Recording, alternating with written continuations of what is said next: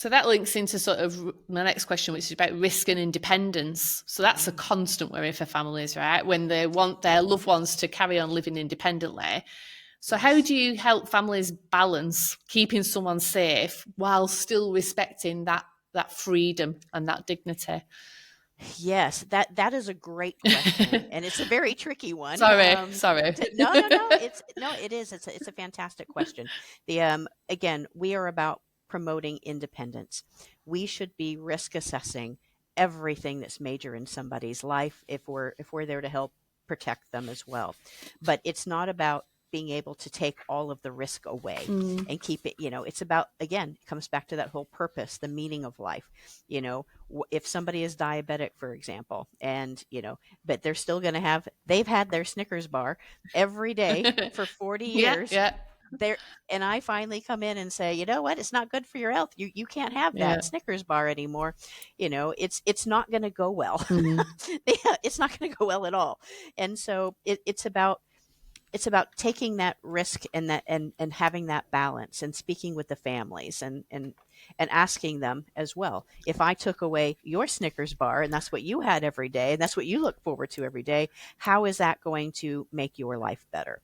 And so it's finding different ways sometimes. I was an avid motorcyclist in the US. Okay. And I don't ride over here, but I used to ride in the States. And if somebody said to me, it's time, you can't ride anymore, then we need to find new ways to make that happen if that's part of what is important to me. Yes, it's not safe, but it was never safe every time I got on the motorcycle. Yeah, exactly that. So there's the risk. Now that I'm older, I have to decide, if I'm capable of making decisions. It's about having those real conversations. If somebody doesn't have dementia and they still have their capacities, then let's talk about what can we do. Is it time to get a three-wheeler?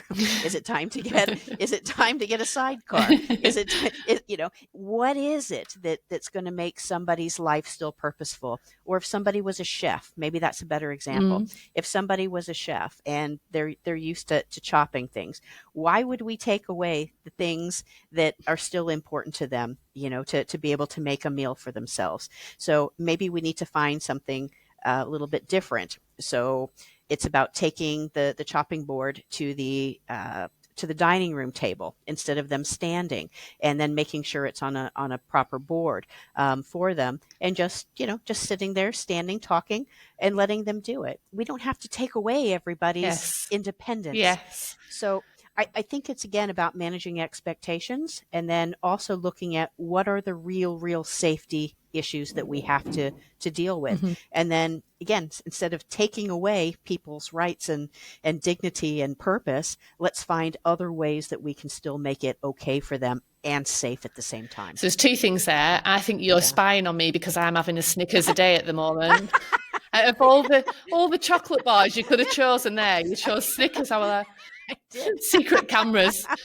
And secondly, if I ice skate and if somebody told me that I couldn't ice skate anymore, that's my freedom, my safe space. Obviously, there's still it's safe space, but there's still an element of risk to it. But it's just where I can breathe. So if somebody took that away from me, I don't know how I'd feel. So, which is the same about you with the motorcycle as well, and so a chef with being able to take part in cooking. It's you've got to find adaptations to be able to carry on doing what you love, what brings you joy, haven't you? That's absolutely right. Yes, because when you do take somebody's joy away, you find that they have choice words, and or possibly what we would consider to be challenging behavior. I think that's the term that people use. But in all honesty, I would have challenging behavior. I would throw a fit, and I wouldn't be very pleasant to be around if you were telling me that I could no longer do the things that I wanted to do. Yeah. So instead of labeling people with, oh man, they're challenging, let's take a look. Why are they having behaviors, if you will? Why is their behavior suddenly changed, or why has their mood changed? So let's figure out what's triggered that, and let's figure out how we can do something different or bring that back into their life so that we won't see those challenging behaviors anymore.